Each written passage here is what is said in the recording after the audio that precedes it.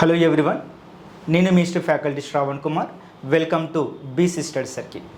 ఈరోజు ప్రశ్న కనుక చూస్తే, చరిత్రలో తన కన్న తండ్రిని చంపిన రాజు యొక్క కూతురిని వివాహం చేసుకున్నటువంటి రాజు ఎవరు? మళ్ళీ ఒకసారి చదువుతున్నాను. చరిత్రలో తన కన్న తండ్రిని చంపిన యొక్క వ్యక్తి కూతురిని వివాహం చేసుకున్నటువంటి రాజు ఎవరు? ఇక్కడ ఎవరు చేసుకున్నారంటే, ఇక్కడ మనకి కాకతీయ వంశంలో గణపతి దేవుడు వివాహం చేసుకుంటాడు. గణపతి దేవుడు యొక్క తండ్రి మహాదేవుడు. ఈ మహాదేవుడు యాదవరాజు అయినటువంటి జైత్రపాలుడితో యుద్ధానికి వెళ్తాడు. యుద్ధానికి వెళితే ఆ యుద్ధం 1197లో జరుగుతుంది. ఆ యుద్ధానికి వెళ్తే జైత్రపాలుడు మహాదేవుడిని చంపివేయడం జరిగింది.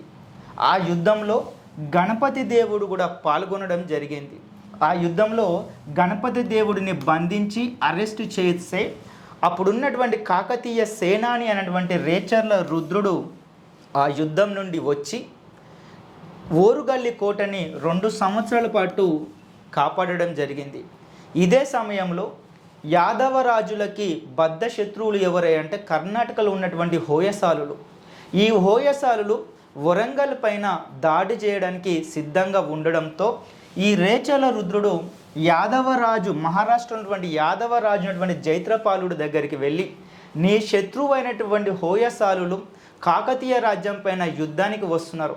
ఒకవేళ కనుక వాళ్ళు కాకతీయ రాజ్యాన్ని కనుక ఆక్రమిస్తే నీ శత్రువు బలపడతాడు. ఈ శత్రువు కనుక బలపడితే అది నీ పతనానికి దారి తీస్తుంది. నీవు బాగుపడాలా, నా రాజ్యము బాగుపడాలా. అందుకోసమే జైత్రపాలుడితోటి గణపతి దేవుడు ఒక సంధి కుదిరిస్తాడు. ఆ సంధిలో భాగంగా జైత్రపాలుడి యొక్క కూతురు సోమలదేవిని గణపతి దేవుడికి ఇచ్చి వివాహం చేయమని అడుగుతాడు. అప్పుడు గణపతి దేవిని వివాహం చేసుకోవడంతో ఆమె పేరు సోమంబగా మారింది.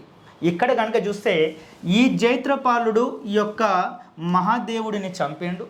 ఈ మహాదేవుడి యొక్క కన్న కొడుకే గణపతి దేవుడు.